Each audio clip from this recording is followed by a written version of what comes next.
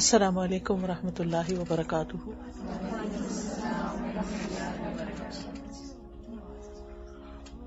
نحمده ونصلی علی رسولہ الکریم، اما بعد فاعوذ باللہ من الشیطان الرجیم، بسم اللہ الرحمن الرحیم۔ ہماری زندگی جو ہے اس کا ایک سفر ہے۔ اللہ سبحانہ تعالیٰ نے جب آدم علیہ السلام کو پیدا کیا تھا تو اس کے بعد ہماری روحیں بھی پیدا کر دی تھی، تو ایک اعتبار سے ہم جب سے پیدا ہوئے ہوئے ہیں، ٹھیک ہے، لیکن ہمیں اس کا ہوش نہیں تھا، ہمارے پاس عقل نہیں تھی، ہمارے پاس سمجھ نہیں تھی، ہمارے پاس جسم نہیں تھا، تو وہ زندگی کا ایک دور تھا، ٹھیک ہے۔ اللہ تعالیٰ اس کے بارے میں فرماتے ہیں هل اتى على الانسان حين من الدهر لم يكن شيئا مذكورا، کیا انسان پر زمانے کا ایک وقت ایسا نہیں گزرا کہ جب وہ کوئی قابل ذکر چیز نہیں تھا، یعنی اس کا کوئی نام نشان نہیں تھا، اس کا کوئی نام ہی نہیں تھا، اس کا کوئی ذکر ہی نہیں تھا۔ پھر اس کے بعد کیا ہوا؟ ہم 20ویں اور 21ویں صدی میں دنیا میں آ گئے، ٹھیک ہے، تو اب ایک اور دور شروع ہو گیا، سیکنڈ فیز۔ پھر ایک دن آئے گا کہ یہ بھی ختم ہو جائے گا، ہوگا یا نہیں؟ سب کو یقین ہے؟ کسی کو کوئی شک ہے یا کسی کو کوئی دوسری رائے ہے؟ دو رائے ہیں اس میں۔ دنیا میں کوئی دو لوگ بھی ایسے نہیں کہ جو اس کے اوپر کوئی شک کریں یا اس کا انکار کریں۔ پھر اس کے بعد کیا ہوگا؟ اگلا کیا ہے؟ اس کے بعد کیا؟ برزخ۔ برزخ آ گیا، ٹھیک ہے۔ اس میں کتنے سال رہنا ہے؟ پہلے میں کتنے سال رہے تھے ہم؟ نہیں پتا، بہت، یعنی ملینز آف ایئرز کہہ لیں۔ یہاں کتنے سال رہنا ہے نہیں پتا، لیکن اگر میکسیمم 100 ایئر بھی لگا لیں فار ایگزامپل، جو کہ بہت کم ہوتا ہے۔ تیسری سٹیج جو برزخ کی ہے، قبر کی، کتنا رہنا ہے؟ حضرت نوح علیہ السلام کے زمانے کو ہزاروں سال گزر گئے، اور اس کے بعد بھی ہم دیکھتے ہیں، اس سے پہلے بھی ہمیں نہیں پتا آدم علیہ السلام کو کب پیدا کیا گیا تھا، تو ہزاروں سال اس بات کو گزر چکے ہیں۔ وہ سارے لوگ جو مرے ہیں وہ کہاں ہیں؟ آدم علیہ السلام کہاں ہیں؟ کہاں ہیں؟ قبر میں، زمین میں ہے ان کا جسم۔ برزخ اس کو کہتے ہیں، یعنی اوور آل اس کا نام، جس میں قبر اور انسان کا وہ آخری ٹھکانے سے پہلے۔ پھر یہ بھی ٹائم ایک دن ختم ہو جائے گا۔ وہ کون سا دن ہوگا؟ قیامت کا دن، یوم الحشر ہوگا۔ اس کو سورۃ فاتحہ میں کیا کہا گیا ہے؟ یوم الدین کہا گیا۔ دین کا مطلب ہوتا ہے بدلہ، وہ دن ہے بدلے کا۔ وہ دن کتنا بڑا ہے؟ وہ دن کتنا بڑا ہے؟ قیامت کا دن 50,000 سال کا ہے، اور پھر اس کے بعد جو فیصلہ ہو جائے گا، فیصلہ جب ہوگا تو کچھ لوگ جائیں گے جنت میں اور کچھ لوگ جائیں گے جہنم میں۔ اس کا ڈیوریشن کتنا ہے؟ جنت اور جہنم کا ڈیوریشن کتنا ہے؟ انفینٹ، کبھی ختم نہیں ہوگا۔ تو اس میں سے سب سے چھوٹا پورشن کون سا ہے؟ جی، یہ اس دنیا کا، ٹھیک ہے نا، اس دنیا کا حصہ سب سے چھوٹا ہے، اور آخرت کا حصہ یعنی آخری انجام سب سے بڑا ٹائم ہے، انلمیٹڈ۔ یہ جو ہمیں یہاں کا وقت ملا ہے، یہ کس لیے ملا ہے؟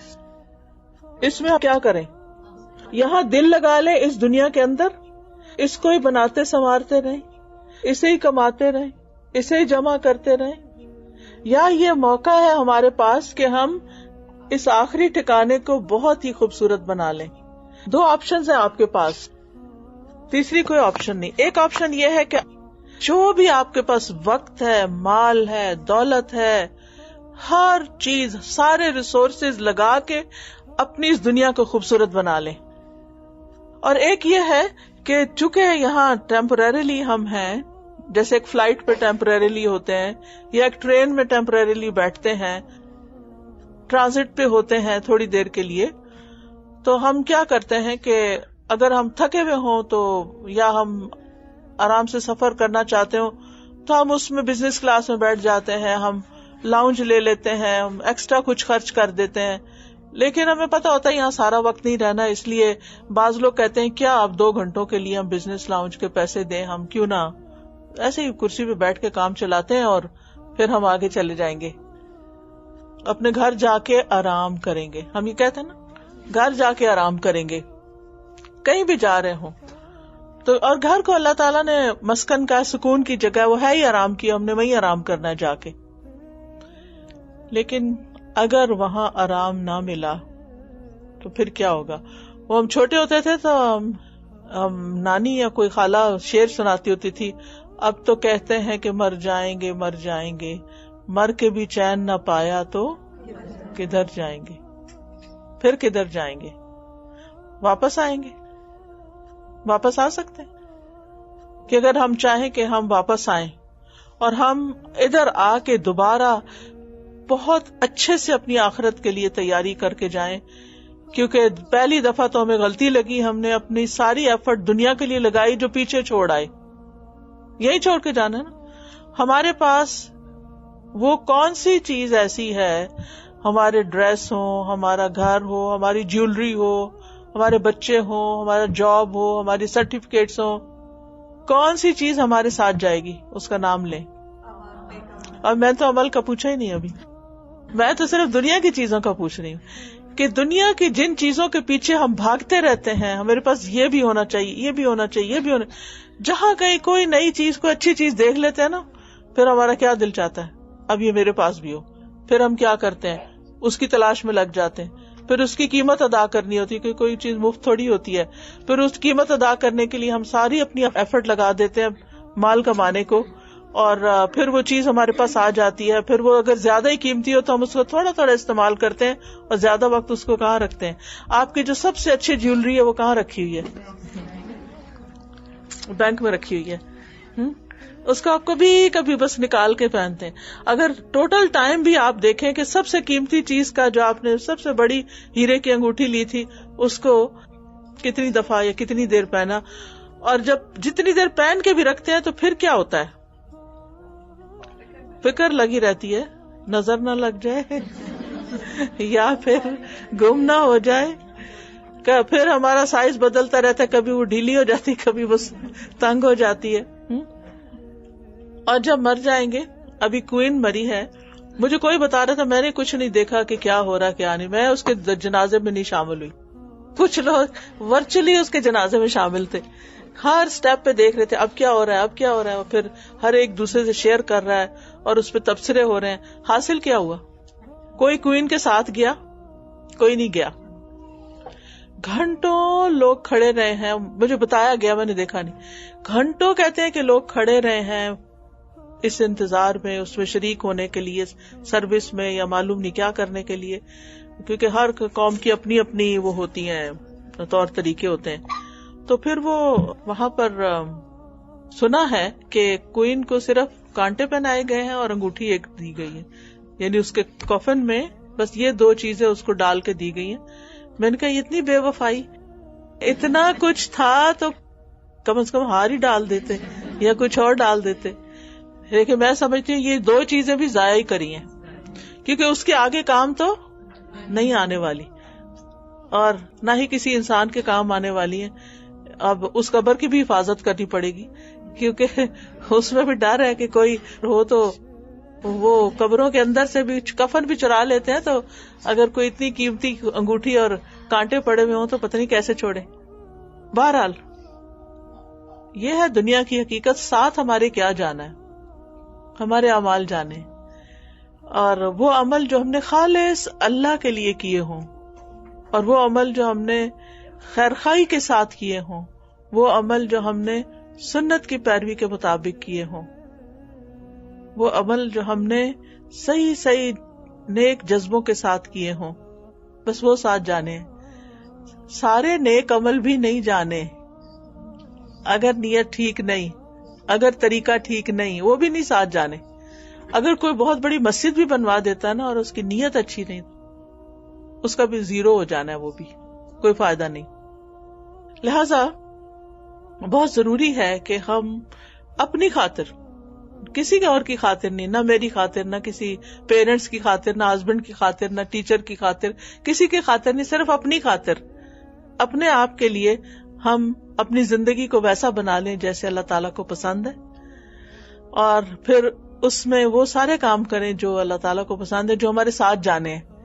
جب انسان کو قبر میں دفنایا جاتا ہے تو اس کے سر کی طرف قرآن آ جاتا ہے، دائیں طرف نماز آ جاتی ہے، پھر ایک طرف روزہ آ جاتا ہے، پھر پاؤں کی طرف صدقہ خیرات آ جاتا ہے، اور وہ اس کو ڈھانک لیتے ہیں، اس کو پروٹیکٹ کرتے ہیں کہ کوئی اس کو نقصان دینے والی چیز جو ہے اس کے قریب نہ پٹکے. اور وہاں پر اگر اللہ نہ کرے کہ ہماری نمازیں پوری نہیں، اگر ہمارے صدقے خیرات میں کمی ہے یا ہمارے قرآن پڑھنے میں کمی ہے، تو پھر اللہ نہ کرے کہ کوئی چیز کاٹنے کو آئی یا کوئی چیز کھانے کو آئی تو ہم روئیں یا چیخیں.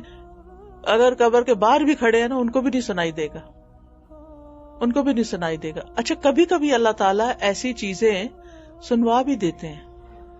ہماری ایک بہن ہے ڈاکٹر ریحانہ، انہوں نے ایک دن مجھے کال کیا اور مجھے بتایا کہ ان کے ینگ بیٹے کی ڈیتھ ہو گئی تھی، تو وہ یہیں پر میڈویل کا قبرستان ہے شاید، تو وہاں پر دفن کیا ان کو. تو وہ کبھی کبھی چلی جاتی ہیں، ماں ہے، دل میں آتا ہے، چلی جاتی ہیں. کہتی ہے ایک دن میں اپنے ہسبینڈ کے ساتھ گئی تو ایسے رونے والی آواز میں آواز آئے کہ لو کننا نسمع او ناقل ما کننا فی اصحاب السعیر. یہی ریپیٹ ہو رہی تھی آیت، یہی ریپیٹ ہو رہی تھی. تو میں اپنے ہسبینڈ سے کہوں آپ کو آواز آ رہی؟ وہ کہتے ہیں مجھے تو نہیں آ رہی. پھر کہتے ہیں کہ ہم نے کہا کہ یہ گاڑی کھڑی ہے دور، تو کیا پتا وہاں سے آواز آ رہی ہے. ہم وہاں گئے، وہاں سے بھی نہیں آ رہی تھی. ادھر ادھر ادھر ادھر دیکھا تو کہتی کہ پھر ہم نے چلنا شروع کر دیا تو ایک قبر سے وہ آواز آ رہی تھی. تو انہوں نے اس قبر پر جو نام لکھا ہوا تھا وہ شاید فاطمہ نام تھا یا کیا، کسی مسلمان لڑکی کا نام تھا، اور ایج شاید 22 تھی سم تھنگ. تو وہ نوٹ کر کے گھر آ گئی. خیر انہوں نے مجھے کال کیا کہ اب کیا کروں. میں نے کہا کہ آپ قبرستان اتھارٹی کے پاس جائیں، ان سے ایڈریس لیں گھر والوں کا، ان سے کہیں کہ اس کی طرف سے کوئی صدقہ کریں اور پتہ کریں کہ کیا مشکل کیا تھی. تو کہتے ہیں لیکن انہوں نے کہا کہ ہم کسی کی انفارمیشن ڈسکلوز نہیں کر سکتے. انہوں نے انکار کر دیا. اب ان کے پاس تو کوئی طریقہ نہیں تھا کہ وہ معلوم کریں. تو کہتی ہے میں نے خود ہی ان کے لیے دعا کر دی اچھی سی. اب اللہ جانے اس کے پیچھے کیا حقیقت تھی، کیا چیز تھی. لیکن ایسی چیزیں کبھی کبھی اللہ تعالیٰ نہ دکھا دیتے ہیں یا سنوا دیتے ہیں، یا انسان کو کوئی چیز نظر آ جاتی ہے ایسی. جیسے نبی صلی اللہ علیہ وسلم کے زمانے میں ایک شخص تھا، وہ وحی لکھتا تھا، مسلمان ہوا، کاتب وحی یعنی قرآن لکھتا تھا. جب نازل ہوتا تھا نا تو محمد صلی اللہ علیہ وسلم خود نہیں لکھ سکتے تھے تو وہ لکھواتے تھے. تو وہ لکھتا تھا اور ایک دن پتہ نہیں اس کو شیطان نے کیا بہکایا، وہ مرتد ہو گیا. جب مرتد ہوا تو اس کے بعد وہ فوت ہو گیا. اب اس کے لیے اس کے جو قبیلے والے تھے انہوں نے قبر کھودی، وہ دفنا کے گئے. صبح آئے تو دیکھا وہ قبر سے باہر پڑا ہے. پھر اس کے بعد دوبارہ اس کو دفنایا کہ انہوں نے سوچا کہ شاید مسلمانوں کا کوئی قصور ہے کہ یہ چونکہ مسلمان نہیں رہا انہوں نے کچھ کیا. دوبارہ دفنا، دوبارہ باہر، تیسری دفعہ کیا، تیسری دفعہ باہر. پھر انہوں نے چھوڑ دیا، درندے کھا گئے اس کو. یعنی جس شخص کو اللہ نے اتنی بڑی عزت دی کہ وہ قرآن لکھتا تھا اور وہ محمد صلی اللہ علیہ وسلم کے الٹا خلاف ہو گیا، تو زمین نے بھی اس کو پناہ نہیں دی، کیونکہ یہ زمین اور یہ ساری چیزیں محمد صلی اللہ علیہ وسلم سے محبت کرتے ہیں. اور اس دین کو چھوڑ دینا سمجھ کے اور جان کے یہ کوئی معمولی جرم نہیں ہوتا. تو اللہ تعالیٰ ایسی کچھ چیزیں دکھاتے رہتے ہیں تاکہ ہم جیسے بندے کچھ سبق حاصل کریں. ویسے تو سبق حاصل کرنے کو بہت کچھ ہے. یہ آسمان بھی ہمیں ایک سبق دے رہا ہے، یہ زمین بھی سبق دے رہی ہے جس پہ ہم چلتے ہیں. بہت چیزیں ہیں سبق لینے کے لیے لیکن ہم نہیں لیتے. تو کہنے کا مقصد یہ ہے کہ ہمیں اپنی اس زندگی میں، یہ ہماری زندگی، یہ وقت، یہ ٹائم، یہ جوانی، یہ آنکھیں، کان، یہ بہت بڑی نعمت ہے، بہت بڑی غنیمت ہے. ان سے جتنا زیادہ ہم فائدہ اٹھا لیں اپنی آخرت کے لیے اتنا ہی اچھا ہے. کیونکہ وہاں پر ہماری نیکی کا ایک ایک ذرہ جو ہے وہ تولا جائے گا اور وزن کیا جائے گا. سورۃ الاعراف میں اللہ تعالیٰ فرماتے ہیں والوزن یومئذ الحق فمن ثقلت موازینہ فاولئک هم المفلحون ومن خفت موازینہ فاولئک الذین خسروا انفسهم. اور اس دن وزن برحق ہے، یعنی اسکیل بالکل صحیح ہے. پھر وہ شخص کے اس کے پلڑے بھاری ہو گئے وہی کامیاب ہونے والے ہیں. یعنی جس کے اسکیل میں نامہ اعمال میں نیکیاں زیادہ ہو گئی وہ کامیاب ہو گیا، اور وہ شخص کے اس کے پلڑے ہلکے ہو گئے تو یہ وہ لوگ ہیں جنہوں نے اپنے آپ کو نقصان میں ڈالا. دنیا کے پیچھے بھاگتے رہے، آگے کے لیے کچھ نہیں بھیجا، لہذا یہاں آ کر لوزرز بن گئے. اصل میں اگر دیکھا جائے تو اللہ تعالیٰ نے ہمیں اپنی عبادت کے لیے پیدا کیا ہے. وما خلقت الجن والانس الا لیعبدون ما اريد منهم من رزق. میں ان سے کوئی رزق نہیں مانگتا. اللہ تعالیٰ فرماتے ہیں میں ان سے کوئی رزق نہیں چاہتا کہ مجھے کما کے کھلائیں. وما اريد ان يطعمون. میں یہ بھی نہیں چاہتا کہ یہ مجھے کھلائیں، کیونکہ اللہ سبحانہ وتعالیٰ کو تو کھانے کی ضرورت ہی نہیں ہے نا. تو اللہ نے ہمیں اپنے لیے پیدا کیا ہے اور اس زندگی کو ہمارے لیے ایک امتحان کی جگہ بنایا ہے. اللہ تعالیٰ نے بہت ساری چیزیں بنائی نا، اس میں سے ایک جنت بھی بنائی، جہنم بھی بنایا، پھر انسان کو بنایا. جتنی بھی چیزیں اللہ نے بنائی نا اس میں سب سے بہترین چیز انسان ہے، کیونکہ انسان کو عقل اور چوائس دی گئی ہے جبکہ باقیوں کے پاس نہیں ہے. فرشتوں کے پاس اپنی چوائس نہیں ہے، جنات کے پاس ہے اور ان کا بھی ٹیسٹ ہے. تو ہم سب کا ایک امتحان ہے اور ہمیں اس دنیا میں پروو کرنا ہے مرنے سے پہلے کہ ہم اچھے کام کر رہے ہیں. ایکم احسن عملا. ہم میں سے ہر ایک کا ٹیسٹ یہ ہے کہ اللہ تعالیٰ دیکھ رہے ہیں کہ تم میں سے کون سب سے اچھے کام کرتا ہے. یعنی ہمارا ایک کمپٹیشن ہے کس چیز کا؟ احسن عمل کا، اچھے کاموں کا. لیکن ہماری اصلی منزل جو ہے وہ آخرت ہے. اس دنیا میں ہم نے اپنی آخرت کے لیے کمانا ہے. اللہ تعالیٰ فرماتے ہیں یا ایھا الذین آمنوا اتقوا اللہ ولتنظر نفس ما قدمت لغد واتقوا اللہ ان اللہ خبیر بما تعملون. اے ایمان والو، اللہ سے ڈرو اور ہر ایک کو یہ دیکھنا چاہیے کہ اس نے کل کے لیے کیا سامان کیا ہے، اور اللہ سے ڈرتے رہو. جو کچھ تم کرتے ہو اللہ یقیناً اس سے پوری طرح باخبر ہے. اللہ تعالیٰ کو سب پتا ہے کہ ہم کیا کر رہے ہیں. تو یہ جو بات ہے نا کہ ہر ایک کو یہ دیکھنا چاہیے کہ اس نے کل کے لیے کیا سامان کیا ہے، تو یہ میرے لیے بھی ہے، آپ کے لیے بھی ہے، چھوٹوں کے لیے بھی ہے، بڑوں کے لیے بھی ہے، سب کے لیے، کہ ہم اپنی کل کے لیے کیا تیار کریں، ساتھ کیا لے کے جا رہے ہیں. جو آخرت کی تیاری کرتا ہے، کل کی تیاری کرتا ہے، وہ سب سے عقل مند انسان ہے. کیونکہ ایک طرف دنیا ہے جو ختم ہونے والی ہے اور ایک طرف آخرت ہے جو باقی رہنے والی ہے. اب عقل مند کون ہے؟ جو ساری طاقت یہاں لگا دے یا وہ جو آخرت کو سامنے رکھے، اس کے لیے بھی کام کرے یہاں اس کو آگے سامنے رکھ کے کہ میں یہاں صرف وہ کام کروں گا جو مجھے یہاں فائدہ دیں گے، میں نے ایسے کاموں میں نہیں پڑنا جو مجھے یہاں فائدہ نہیں دیں گے. رسول اللہ صلی اللہ علیہ وسلم سے پوچھا گیا کہ مومنوں میں سے سب سے زیادہ عقل مند مومن کون ہے؟ فرمایا جو موت کو زیادہ یاد کرے اور اس کے بعد کے یعنی موت کے بعد کے لیے اچھی تیاری کرے، وہی عقل مند ہے. کیونکہ قیامت کے دن ہمیں ایسی زندگی ملے گی جو کبھی ختم نہیں ہوگی، ایسے جسم ملیں گے جو مرنے والے نہیں ہوں گے، ان جسموں پہ موت نہیں آئے گی، کوئی مار نہیں سکے. یعنی دنیا میں تو یہ ہوتا ہے نا کہ اگر کسی کو اپنی دنیا کی زندگی اچھی نہیں لگ رہی تو وہ کیا کرتا ہے؟ سوئسائڈ کر لیتے ہیں نا، خودکشی کر لیتے ہیں.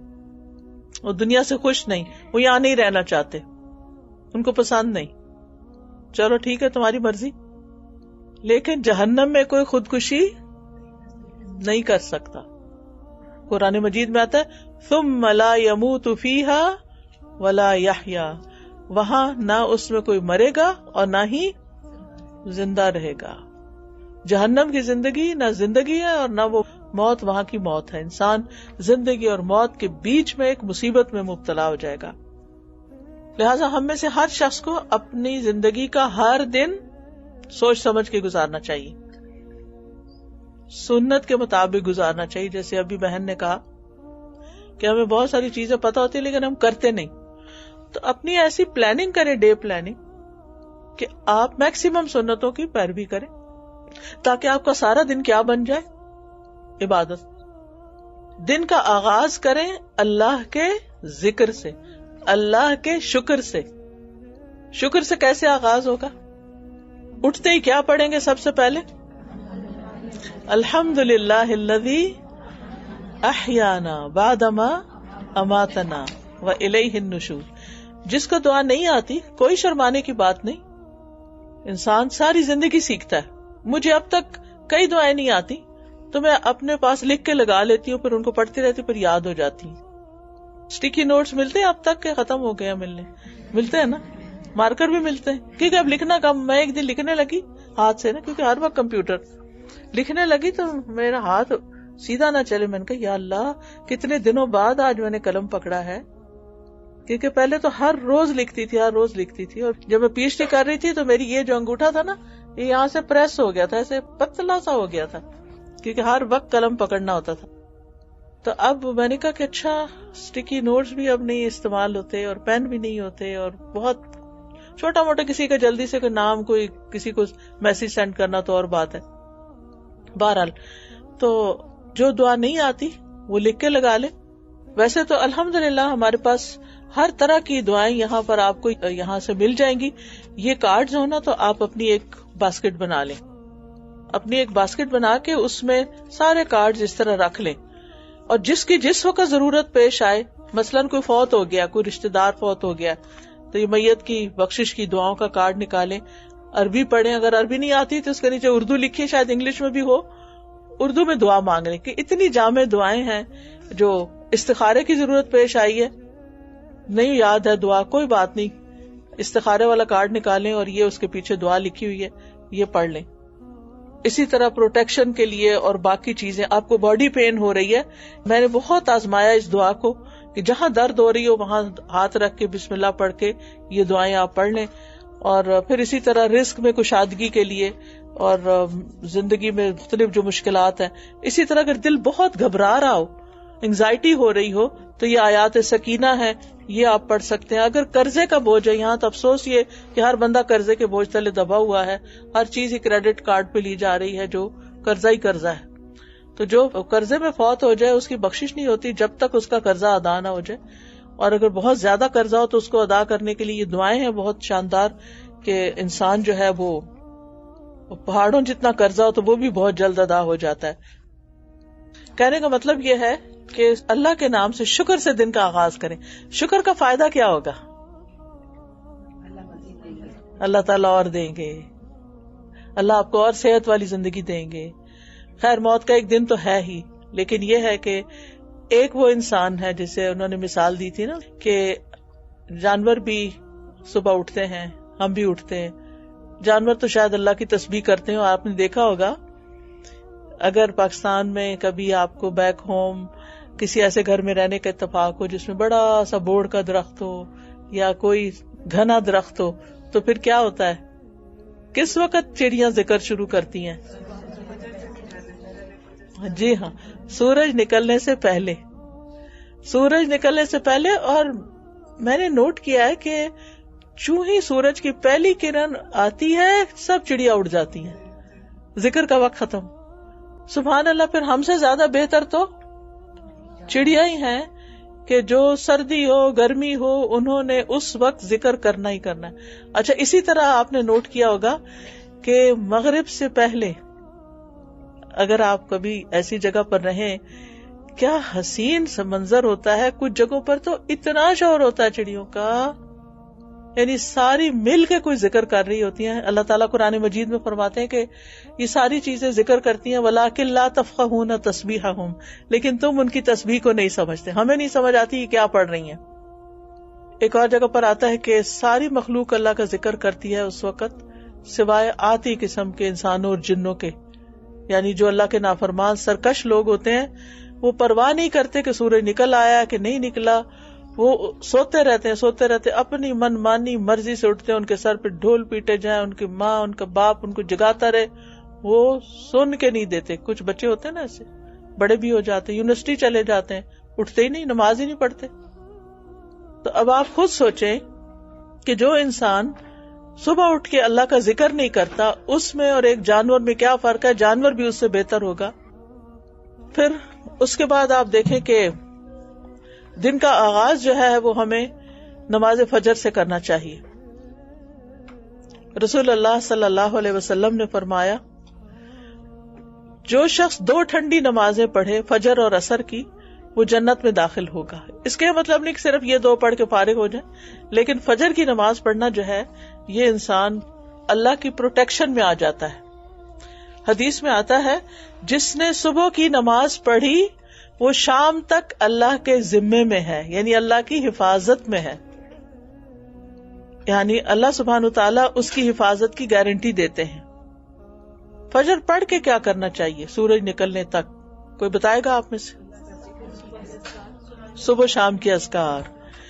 اگر آپ سورج غروب ہونے سے پہلے اور نکلنے سے پہلے اذکار پڑھتے ہیں تو وہ آپ کے لیے پروٹیکشن ہے، اور اگر اس کے بعد پڑھتے ہیں تو خالی ذکر ہے.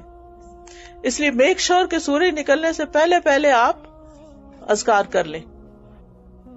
پھر اسی طرح اور کیا پڑھ سکتے ہیں؟ کیا پڑھنا چاہیے؟ قرآن. ان قرآن الفجر کان مشہودا. فجر کا قرآن جو ہے اس پہ فرشتے حاضر ہوتے ہیں. اگر زیادہ نہیں بھی، آپ کو جاب پہ جانا ہے، آپ کو گھر کا کام ہے، آپ کو بچوں کو اسکول بھیجنا ہے، آپ کے پاس بالکل ٹائم نہیں، تو آپ کم از کم قرآن کھول کے 3 آیتیں پڑھ لیں، 1 پیج پڑھ لیں، لیکن قرآن کھولیں ضرور. میں نے اپنی روٹین یہ بنائی ہوئی کہ اس وقت میں سورۃ البقرہ کا کچھ حصہ پڑھتی ہوں، کیونکہ سورۃ البقرہ جو ہے اس کے پڑھنے کے بہت فائدے ہیں، بہت برکتوں والی سورت ہے. یعنی اس کا پڑھنا باعث برکت ہے، حدیث میں آتا ہے، اور اس کا چھوڑنا باعث حسرت ہے.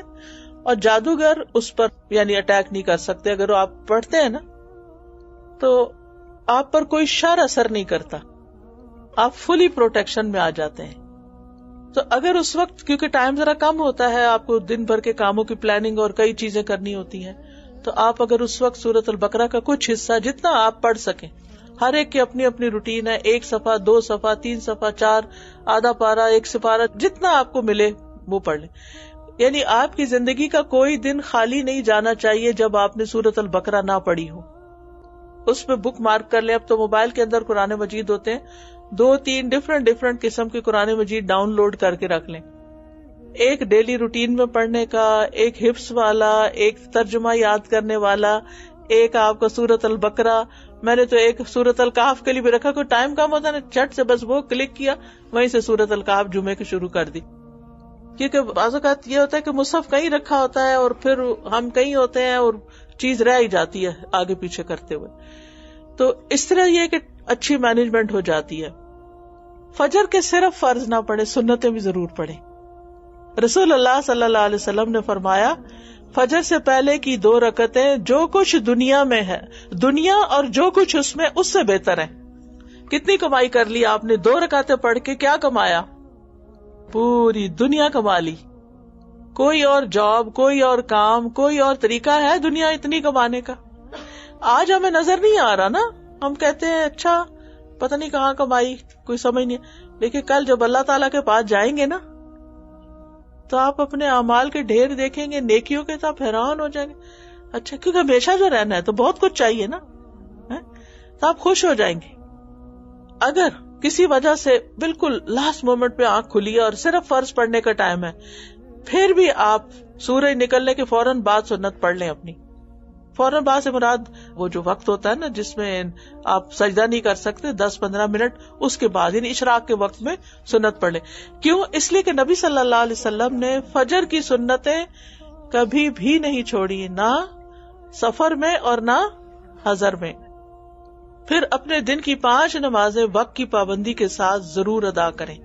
یہ آخرت کی تیاری کروا رہی ہوں، ٹھیک ہے، پیپر جو ہے نا اس کو حل کروا رہی ہوں کہ کن کن چیزوں کی پوچھ ہوگی جو فرض کے درجے میں لازمی چیزیں ہیں جو ہمیں کرنی چاہیے، اور کچھ ساتھ ساتھ مستحبات بھی. کیونکہ کھانے میں ہم صرف روٹی اور سالن نہیں کھاتے، کیا لیتے ہیں ساتھ؟ کچھ نہ کچھ. خالی روٹی سالن ہو تو ہم سمجھتے ہیں کہ یہ کوئی کھانا ہے، کچھ تو رہا ہے. کوئی اچار لے لیتا ہے، کوئی سیلڈ رکھتا ہے، کوئی میٹھا، کوئی نمکین، کچھ نہ کچھ. اور سالن بھی ہمارا سنگل چیز تھوڑی ہوتی ہے. ہم نے پیاز بھی ڈالنے، ہم نے لہسن بھی ڈالنا، ہم نے نمک ڈالنا، ہم نے مرچ ڈالنا، پتہ نہیں کیا کیا ڈالتے ہیں، تب جا کے ہمارا کھانا بنتا ہے. خیر، تو نماز میں بھی فرض نمازیں تو پڑھنی ہے، سنت وغیرہ کا بھی اہتمام کریں. رسول اللہ صلی اللہ علیہ وسلم سے پوچھا گیا سب سے افضل اعمال کون سے ہیں؟ آپ نے فرمایا نماز کو اس کے اول وقت پر پڑھنا. نماز کو اس کے اول وقت پر پڑھنا. اور جو شخص نمازوں کی حفاظت کرتا ہے اس کے لیے جنت کا وعدہ، اور جو ان کو ضائع کر دیتا ہے اس کے لیے حدیث میں آتا ویل ہے. اور ویل جہنم کی ایک وادی ہے جس سے جہنم بھی پناہ مانگتی ہے. اب یہ تو ہے ہمارے اوپر فرض اور ہم نے ادا کرنا ہے، لیکن یاد رکھیے جو شخص سستی اور غفلت کی وجہ سے فجر کی نماز نہیں پڑھتا اس کا حشر کیا ہونے والا ہے. بخاری کی روایت ہے، صحیح بخاری میں آتا ہے، سمرہ بن جندب سے روایت ہے، نبی صلی اللہ علیہ وسلم نے خواب بیان کرتے ہوئے فرمایا، انہیں خواب میں دکھایا گیا. اور نبی کا خواب کیسا ہوتا ہے؟ سچا ہوتا ہے. آپ کو کچھ چیزیں خواب میں دکھائی جاتی تھی، کچھ جبریل لے کر آتے تھے اور کچھ ویسے.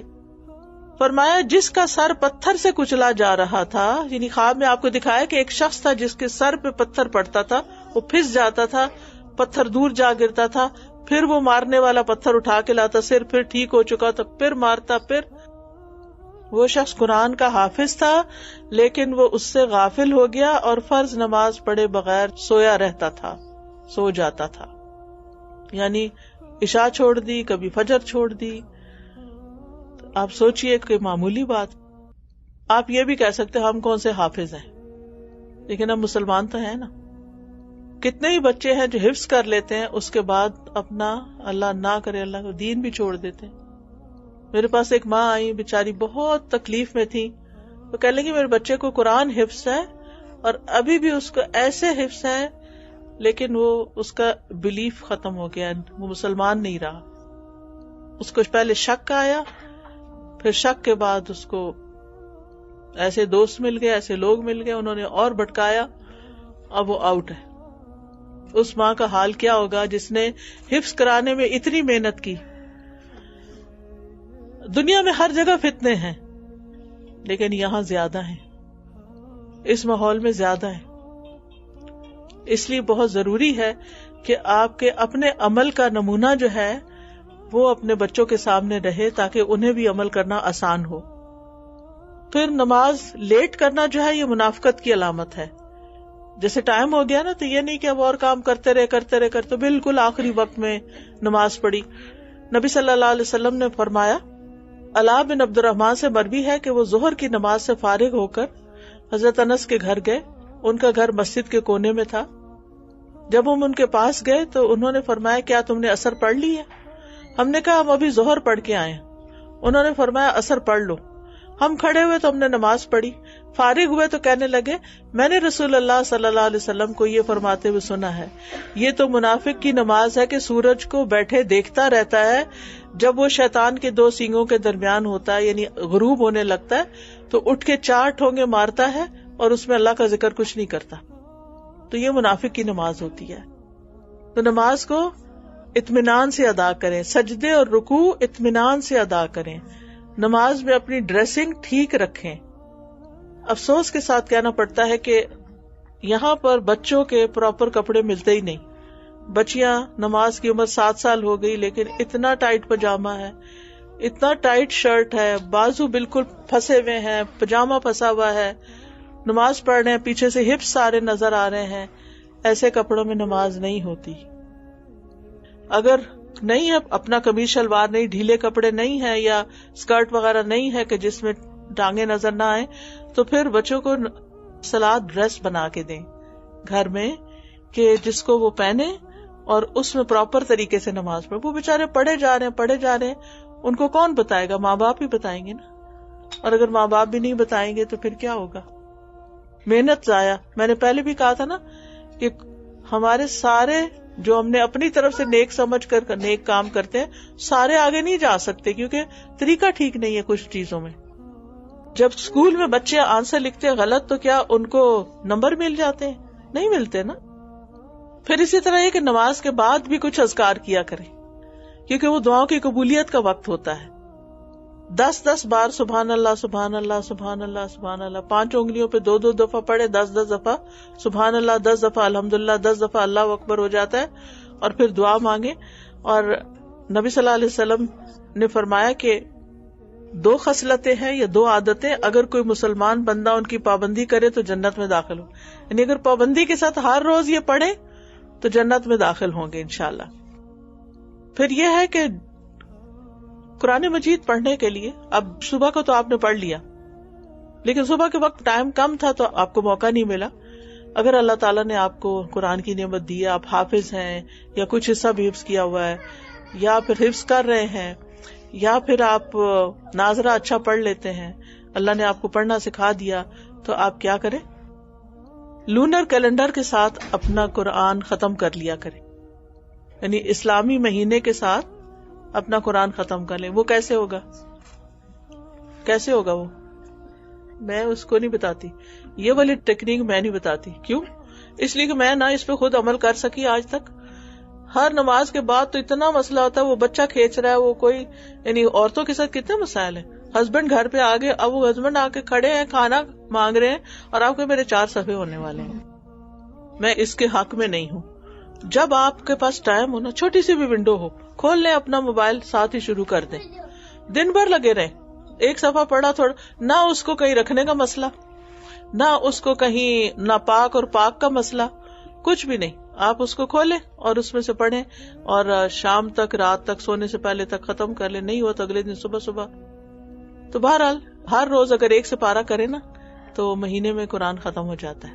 تو سال میں 12 ہوں گے اور 5 سالوں میں کتنے ہوں گے؟ 60. ماشاء اللہ. اور پھر 10 سالوں میں کتنے ہو جائیں گے؟ تو کوئی چیز تو ہوگی نا ساتھ لے جانے کی. لیکن اگر ہم اپنا ٹارگٹ نہیں سیٹ کرتے نا تو پھر کیا ہوتا ہے؟ پھر نہیں ہوتا.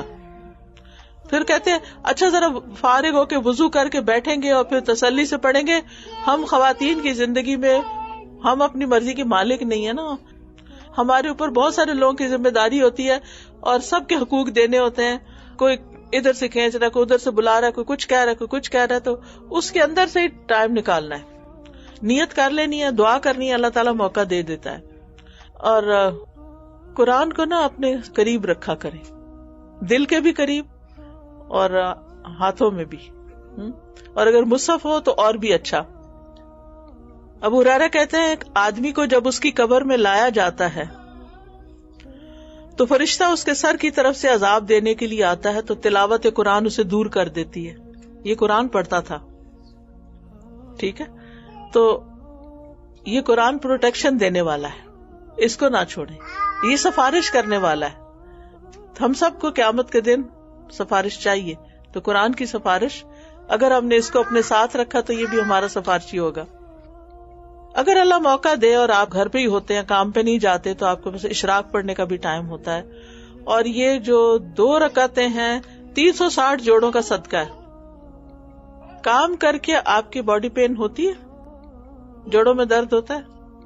آج ہر دوسرا بندہ جو ہے وہ اس کی شکایت کرتا ہے کہ اس کے جوڑوں میں درد ہے. یہ 2 رکعتیں سارے جوڑوں کا صدقہ ہے. میں نے اپنی زندگی میں آزمایا ہے, الحمدللہ میرا جوڑوں کا درد ٹھیک ہو گیا. یعنی جب میں نے یہ پڑھا تو میں نے کہا ہے یہ اتنا اچھا نسخہ. ابھی زکیہ بہن بتا رہی تھی نا کہ یہ ساری چیزیں ہماری زندگی کو بھی, یعنی اس کے مطابق, سنتوں کے مطابق ہم اگر عمل کرتے ہیں تو فائدہ ہی فائدہ ہے. صرف آخرت کا فائدہ نہیں ہے, یہ بھی میں بتاتی چلوں, اس دنیا میں فائدہ شروع ہو جاتا ہے. اور پھر جیسے قرآن مجید پڑھنا ہے نا, کل کسی بات پہ میں تھوڑی سی اپسیٹ سی ہو گئی. انسان ہے نا, کبھی کبھی کسی کی کوئی بات تیکھی لگ جاتی ہے, تکلیف دیتی ہے, اس کو پتہ بھی نہیں ہوتا.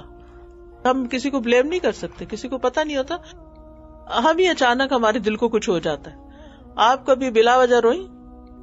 بہت دفعہ. میں تو بہت دفعہ بلا وجہ بھی روئی ہوں. کوئی وجہ نہیں ہوتی, ہمیں رونا آ رہا ہوتا ہے.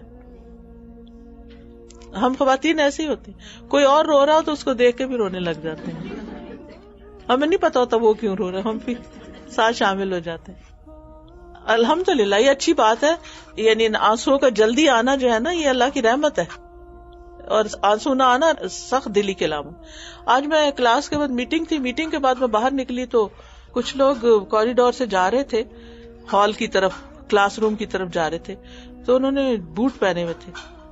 تو سمیتا کہنے لگی ان کو کہ یہ جوتے لے کے نہیں ادھر جاتے. تو وہ دیکھنے لگے تو ان کا یہ مجھے بات نہیں سمجھ آئی آپ کیا کہہ رہے ہیں. اور مجھے اچانک خیال ہے کہ کہیں یہ ان لوگوں کی کلاس تو نہیں, کیونکہ الحمدللہ الہدا نے کچھ عرصہ پہلے سے, کووڈ سے پہلے شروع کیا تھا, پھر کووڈ آ گیا, تو جتنے بھی ڈیف لوگ ہیں ان کے لیے اشاروں کے ساتھ قرآن کی تفسیر سکھائی جاتی. تو وہ جس وقت ہوتی تھی اس وقت میں یا تو باہر کہیں نکلی ہوتی, درس کا ٹائم ہوتا تھا, جیسے سنڈے کا دن تو وہ ذرا لیٹ کرتے تھے تو میں ہوتی نہیں تھی, یا کوئی موقع نہیں ملا جا کے دوبارہ دیکھنے کا. اچھا آپ یقین کریں کہ جب وہ جوتے وغیرہ اتار کے تو اندر گئے نا, تو میں نے کہا میں ذرا ایک نظر دیکھوں تو صحیح. جو ہی میں نے اندر دیکھا میری ایک دم آنکھیں بھر آئیں, دل میرا ایسے لگا پگھل گیا.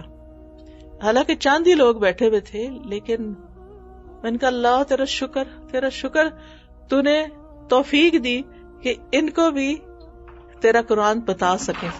سنا تو نہیں سکتے لیکن, اور وہ اتنی توجہ سے دیکھ رہے تھے نا, کیونکہ ان کو دیکھ کے سمجھنا پڑتا ہے نا. کانوں میں تو پیچھے سے بھی آواز آ رہی ہے, ادھر سے بھی کلاس ہو رہی ہے اور ہم سو رہے ہیں, آنکھیں بند کی ہوئی ہیں کیونکہ کانوں میں آ رہی آواز. وہ تو آنکھیں بھی نہیں بند کر سکتے, دیکھ کے سنتے ہیں. تو اچھی بات ہوتی ہے کہ ایسی ایسی چیزیں دیکھے انسان, اور انسان کا دل جو ہے وہ پگھل جائے. بہرحال قرآن دلوں کو نرم کرتا ہے. تو جو ہی میرے دل میں تھوڑی سی تکلیف شروع ہوئی نا, میں نے سب کچھ چھوڑ کے قرآن شروع کر دیا پڑھنا. پڑھتی رہی. تھوڑی دیر کے بعد میں بالکل نارمل واپس, کیونکہ میں نہیں چاہتی تھی کہ میرے دل کے اندر کسی وقت کوئی ایسی چیز ہو کہ جو میں کر رہی ہوں اس کو میں انجوائے نہ کروں. کیونکہ جب انسان کو کوئی ایسی بات دل کو لگی بھی ہوتی ہے نا, تو نہ کھانا انجوائے کر سکتا ہے, نہ کسی سے بات, نہ پڑھنا, ہر کام بے مزہ ہو جاتا ہے. قرآن شفا ہے. آپ فوراً قرآن شروع کر دیں ریڈنگ کرنا, اسی وقت نکالے اپنا سیل, کھولے قرآن, پڑھنا شروع کر دیں, کہیں سے بھی پڑھنا شروع کر دیں, آپ ٹھیک ہو جائیں گے. میں آپ کو گارنٹی دیتی ہوں آپ ٹھیک ہو جائیں گے, بجائے اس کے کہ سارا دن سوچے جائیں. نہیں, اتنی دیر پڑھتے رہیں کم از کم, زیادہ پڑھیں تو اور اچھا, جتنی دیر میں آپ ہیلنگ ہو جائے اندر. پھر ناشتہ کریں, خوشی سے کریں, جو دل چاہے کریں, لیکن بسم اللہ سے شروع کریں اور الحمدللہ پہ ختم کریں. نبی صلی اللہ علیہ وسلم نے فرمایا اللہ تعالیٰ اس بندے سے راضی ہوتا ہے جو ایک لقمہ بھی کھائے تو اس پر اللہ کا شکر ادا کرے, اور جو ایک گھونٹ بھی پیے تو اس پہ اللہ کا شکر ادا کرے. اللہ اس سے راضی ہو جاتا ہے. ہمیں اور کیا چاہیے؟ کچھ چاہیے اور کہ اللہ راضی ہو جائے. اللہ راضی ہو گیا تو پھر کیا نہیں ملے گا, سب کچھ مل جائے گا. پھر دن کا آغاز کر رہے ہیں آپ تو ایک جملہ بولا کریں اپنے لیے, حیاتی کلہ للہ, حیاتی کلہ للہ, میری زندگی ساری اللہ کے لیے ہے. ان صلاتی و نسکی و محیای و مماتی للہ رب العالمین, میں اللہ کے لیے, میری زندگی اللہ کے لیے, میرا مال اللہ کے لیے, میرا سب کچھ اللہ کے لیے. کیوں؟ اور سب کچھ دے کے بھی کیا حق ادا ہو جائے گا؟ نو وے, اتنا سا بھی نہیں. اللہ تعالیٰ نے ہمیں کتنی نعمتیں دی ہیں, اس کو ایک بار کی شکل میں یہاں لگائیں. کتنی نعمتیں ہیں, انلمیٹڈ نعمتیں. وَإِن تَعُدُّوا نِعْمَتَ اللَّهِ لَا تُحْصُوهَا. ہماری ایفرٹ, نمازیں کتنی؟ 5. کوئی ہوگا جو تہجد بھی پڑھ لے اور ساتھ اشراق بھی پڑھ لے, وہ کہتے ہیں it's too much, اتنا بھی نہیں کرنا چاہیے. لوگ تو 5 نمازوں کو too much کہتے ہیں, تہجد تو دور ہے. پھر دن میں کتنی دفعہ تسبیح و ذکر کرتے ہیں اس کو بھی گن لیں، وہ بھی گنا ہوا، سب کچھ گنا ہوا. جو ہم کر رہے ہیں اس کی بار بس ادھر ہی ہے، وہ سب گنا ہوا ہے.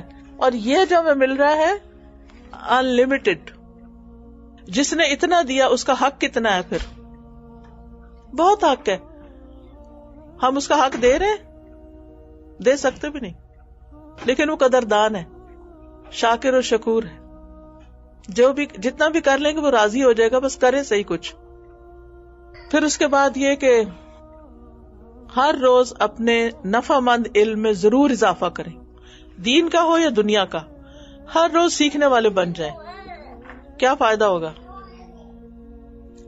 اور اگر آپ اپنے گھر سے نکل کے کہیں جا کے سیکھ سکیں تو وہ تو اور بھی اچھا ہے.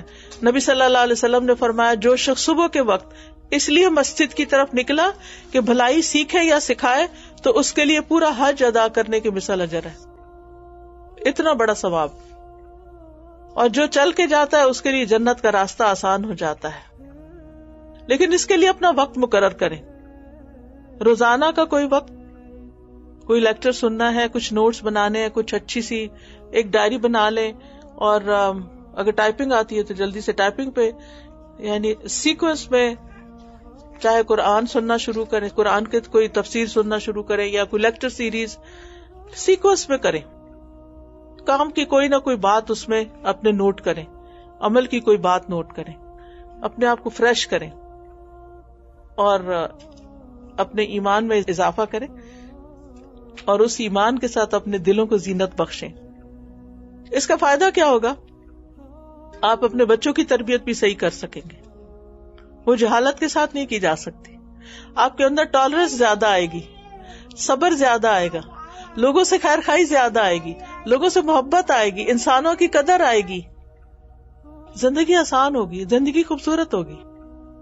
لڑائی جھگڑے گھر میں کم ہوں گے، شیطان بھاگ جائے گا. دیکھیں آپ وہ سینٹرل پلر ہیں گھر کا جس کے ساتھ ساری چیزیں بندھی ہوئی ہیں. کسی کو کوئی چیز چاہیے ہوتی ہے تو کیا کرتا ہے؟ کیا کہتا ہے؟ ماما یہ فلاں چیز کدھر ہے، یہ کہاں رکھا ہے، ماما بھوک لگی ہے، ماما پانی چاہیے، ماما یہ. اور اگر آپ گھر سے نکلنے لگے تو بچوں کو کیا ہو جاتا ہے؟ کہاں جا رہی ہیں، کب آئیں گی؟ اور ان کو آپ کے پیچھے کھانا بھی نہیں فریج سے ملتا. ان کو ایک ایک چیز آپ بتا کے آتے، دیکھو یہ راستے میں بھی کال کر رہے تھے، میسج کر رہے تھے، یہ چیز یہاں پڑی ہے، وہ ڈھکن اٹھانا، وہ ڈبہ اٹھانا. وہ اگر آپ کا موڈ آف ہے سارا دن، گھر والوں کا کیا حال ہوگا؟ خوشی ہوگی؟ اس گھر میں روشنی ہوگی؟ نہیں. آپ کو بہادر بننا ہے، آپ کو اپنے اوپر کنٹرول کرنا ہے، آپ نے اپنے آپ کو اٹھانا ہے. کیونکہ آپ کو دیکھ کے بچے مسکرائیں گے، آپ کو دیکھ کے ہسبینڈ مسکرائیں گے، آپ کو دیکھ کے گھر والے، کیونکہ آپ سینٹرل پلر ہیں. آپ کی صحت اچھی ہوگی تو باقی بھی خوش رہیں گے. اور اگر ہم اپنی جوانی میں ہائے ہائے کرنا شروع ہو گئے تو بیزار ہو جائیں گے. ہسبینڈ بھی بیزار ہو جاتے ہیں، کہتے یہ تو پلے ہی پڑ گئی ہے، میرے کچھ اور سوچو. نہیں، زندگی کے حقائق ہیں. تکلیف بھی ہو نا تو بہت زیادہ ہسبینڈ کو نہ بتایا کریں، یہ راز کی بات ہے. آپ کو کمزور نہ سمجھیں. اچھا اگر آپ بتائیں گے نا تو سب سے پہلے کہیں گے اور نکلو گھر سے، اور جاؤ کلاسیں اٹینڈ کرو اور پڑھو. سب سے پہلا اٹیک اس پہ ہوگا. یہ چھڑائیں گے جو کہ ہماری لائف لائن ہے، یہ تو ہمارے لیے فیول ہے، ہمارے لیے چلنے کے لیے. پھر قلبی طہارت کے ساتھ ساتھ، دل کی اچھائی کے ساتھ ساتھ جسمانی طہارت کا خیال رکھنا ہے. جسم، ناخن، اپنے ہر چیز کو صاف ستھرا. کیونکہ جب فرشتے آتے ہیں نا جان لینے کے لیے تو وہ آ کے سلام کرتے ہیں، کہتے ہیں اے پاکیزہ روح جو پاکیزہ جسم میں تھی، پاکیزہ روح جو پاکیزہ جسم میں تھی، نکلو اپنے رب کی طرف چلو. تو اگر ہم گندے مندے رہیں تو فرشتے آ کے کیا کہیں گے؟ انہوں تو آ جانا ہے اپنے ٹائم پہ جب بھی آنا ہے. مسواک رب کی رضا کا ذریعہ ہے. وضو کے ساتھ مسواک کریں، لیکن یاد رکھیں بہت زیادہ نہ رگڑیں، انیمل ختم ہو جاتا ہے. مسواک کا بھی صحیح طریقہ آنا چاہیے. 2 انگلیوں کے ساتھ بس ہلکا ہلکا پھیرنا ہے، کوئی رگڑنا نہیں ہے بہت زیادہ. ہاں جہاں جہاں پلیک ہے یا کچھ تو وہاں تھوڑا سا آپ کر لیں. لیکن کچھ لوگوں کو میں نے دیکھا ہے کہ بہت زیادہ. اور پھر صبح شام ٹوتھ پیسٹ, لا حول ولا قوت الا باللہ. ایک تو اس کے اندر جو کیمیکلز ہوتے ہیں وہ ہماری ٹنگ سک کر لیتی ہے, وہ ہمارے اندر ہی جاتے ہیں وہ بلڈ میں, اور پھر ہمارے لیور کو اور بھی کام کرنا پڑتا ہے ڈیٹاکس کرنے کے لیے. تو ہر وقت ٹوتھ پیسٹ نہیں, مسواک ہلکا پھلکا, یا خالی برش نرم والا لے لیں ہلکا پھلکا, کیونکہ منہ کی بو جو ہے نا فرشتوں کو دور کرتی ہے. کوئی پریشانی آ جائے تو رب پہ بھروسہ کرنا ہے, کہنا اللہ ہے نا. بعض اوقات ایسا ہوتا ہے نا, اپنے ہی بچے تکلیف دیتے, اپنے ہی شوہر کی طرف سے کوئی تکلیف پہنچ جاتی ہے, اپنے بہن بھائیوں کی طرف سے کچھ اونچ نیچ ہو, انسان ہے نا, کچھ نہیں, کوئی بات نہیں, انسان ہے, سب کو معاف کر دیا کریں. لیکن پھر اپنے اوپر بھی نہ لیا کریں کہ اپنے دل میں رکھ رکھ کے آپ بیمار ہو جائیں. یہ بھی نہیں کرنا. جب کوئی مسئلہ ہو, جو چیز گھبرانے لگے, ابھی بچے گئے ہوئے تھے نیو یارک, اب آپ کو پتا بارڈر کراس کرنا ہو, چاہے آپ جو بھی ہو, ایک فکر ہوتی ہے نا کہ کہیں مشکل نہ ہو. ڈرائیو کر رہے ہیں, رات کو کر رہے ہیں, دن کو کر رہے ہیں, 10 گھنٹے ڈرائیو کریں گے, کہیں سو نہ جائیں. اچھا, جو ہی خیال آتا ہے تو دل میں کیا ہوتا ہے, ہوک, ایک ایسی ہوک اٹھتی, اللہ خیر. اب کتنی دفعہ آپ ہوک اٹھاتے رہیں گے؟ ایک دفعہ کہیں اللہ آپ کے حوالے کیے, آپ ٹیک کیئر کریں. فوضت امری الی اللہ, میں نے اپنا معاملہ اللہ کے سپرد کر دیا. ان اللہ بصیر بالعباد, اللہ بندوں کو دیکھ رہا ہے, وہ نگرانی کرنے والا, میں تھوڑی کر سکتی ہوں. اچھا, کچھ لوگوں کی تو عادت ہوتی, گاڑی میں بیٹھتے ہیں تو ڈرائیور سے زیادہ وہ دیکھ رہے ہوتے ہیں کہ گاڑی سیدھی چل رہی ہے کہ نہیں چل رہی. بیک سیٹ ڈرائیور, ہر وقت وہ ٹینشن کا شکار رہتے ہیں, کسی وقت ٹینشن فری نہیں ہوتے, اس لیے لائف کو انجوائے نہیں کر سکتے. ریلیکس نہ کریں. جس وقت خیال پریشانی کا, ٹینشن کا ہے نا, فوضت امری الی اللہ, میں نے اپنا معاملہ اللہ کے سپرد کر دیا. توکل کرنے والے لوگ جو ہے نا وہ جنت میں جائیں گے, جو اللہ پہ بھروسہ کرتے ہیں. ہم ہر چیز کو اپنے سر پہ نہ اٹھا لیں, ہر چیز کو اٹھا کے دے دیں اللہ آپ اس کو سنبھال دیں. پھر ایک اور ٹپ یہ ہے کہ کام کاج کرتے ہوئے غور و فکر اور ذکر جاری رکھیں. تسبیحات, درود شریف, کام کاج کرتے ہوئے, کھانا پکاتے ہوئے, چلتے پھرتے, اٹھتے بیٹھتے, کیونکہ ذکر انسان کے درجات کی بلندی کا باعث ہے. ایک بار سبحان اللہ اور الحمدللہ کہنے سے زمین اور آسمان کے بیچ کی چیز بھر جاتی ہے, اتنا ثواب. اور پھر یہ کہ کثرت سے توبہ استغفار, اپنی غلطیوں کو یاد کر کے, اکیلے ہوتے ہیں دن میں گھر میں تو اکیلے رو لیا کریں اللہ کے سامنے, اللہ تعالیٰ مجھ سے بھی غلطی ہوئی, میری زبان سے یہ لفظ نکلا, ایسا ہو گیا ویسا ہو گیا, اللہ سے باتیں کی. پھر یہ کہ وقت کا بہتر سے بہتر استعمال, خواہ مخواہ کا سوشل میڈیا پہ بیٹھ جانا, فیس بک پہ ادھر جاؤ ادھر جاؤ, وہ کھول یہ کھول, وہ کوئی ڈرامہ دیکھنے بیٹھ گئے, کوئی کچھ حاصل کیا ہے, کچھ بھی نہیں. جب بہت دل چاہے نا ڈرامے دیکھنے کو, پوچھا کرے کہ پورا قرآن سمجھ آ گیا مجھے. لوگوں کو کبھی لوگ کہتے ہیں اس سے بڑے سبق ملتے ہیں. پھر جو سبق قرآن نے دیے وہ سارے سیکھ لیے, وہ تو ابھی سیکھنے کا ٹائم نہیں ملا, اور اس کے لیے گھنٹہ گھنٹہ مل جاتا ہے. تو اپنی زندگی سے بے مقصد کام باہر نکال دیں اور بامقصد چیزوں کے اوپر فوکس کریں. کاموں کی روٹین بنائیں, ٹائم ٹیبل بنائیں, ہر آور کی ونڈو بنائیں کہ اس میں کیا کرنا ہے, اس میں کیا کرنا ہے, اور اس کے مطابق کام کریں. اور اللہ کی اطاعت کرنے کے لیے اپنے نفس سے جہاد کریں. دل نہیں چاہ رہا, نفس نہیں مان رہا, نہیں کرنا ہے. پتہ نفس کو نا دھوکہ دیتے ہیں اپنے نفس کو. کیسے؟ اچھا ابھی سنت کا ٹائم نہیں, اچھا چلو ٹھیک ہے فرض تو پڑھو, تو فرض پڑھ لیا, اچھا اللہ اکبر. میں تو جب کبھی پھسلنے لگتے میں کہتی ہوں اللہ اکبر, ساتھ ہی سنت شروع کر, ساتھ ہی نفل شروع کر. اب کہاں جاؤ گی, اب تو پڑھنا ہی ہے نا, اب تو ختم, سلام پھیرو گی تو نکلو گی اس سے.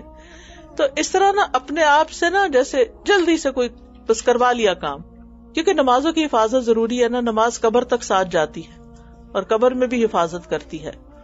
ہر کام کو عبادت سمجھ کے کریں, خوشی خوشی کریں. کھانا پکانا ہو, باقی کام ہو, نیبرز کا خیال کرنا ہو, عیادت کرنا ہو, کسی کا حال پوچھنا ہو, ساتھ ساتھ اللہ کی نافرمانیوں سے بچیں.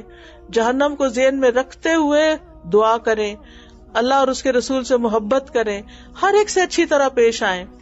والدین کو خاص طور پہ خوش کریں, ان کو فون کیا کریں, ان کو میسج کیا کریں, اور اپنے گھر والوں کے چیزوں کا بھی خیال رکھیں. پڑوسیوں کی خبر گیری کریں, مریضوں کی یاد, سلام کو عام کریں. ٹھیک ہے, اور پھر باتیں کرتے ہوئے یہ یاد رکھے ہر بات لکھی جا رہی ہے. کسی کو زبان سے اذیت نہیں دیں، کثرت سے صدقہ کریں، ہر روز صدقہ کریں، فقیروں مسکینوں کا خیال کریں، خوشی سے ان کو دیں، غصے سے بچیں، ناراضگی سے، قطع رحمی سے، دوسروں کے قصور معاف کر دیں، دل بڑے کریں، دلوں کی سختی دور کریں، برے خیالات سے بچیں، مشکل آئے تو نماز پڑھ کے مدد لیں، پریشانی اور غم میں لا الہ الا اللہ کی تسبیح زیادہ کریں، دعاؤں کو لازم کر لیں، تنگی کے بعد آسانی کا انتظار کریں، اور رات کو سوتے وقت پھر ذکر کر کے سوئیں۔ وآخر دعوانا ان الحمد للہ رب العالمین۔ سبحانک اللہم و بحمدک، اشہد ان لا الہ الا انت، استغفرک و اتوب الیک۔ السلام علیکم و رحمۃ اللہ وبرکاتہ۔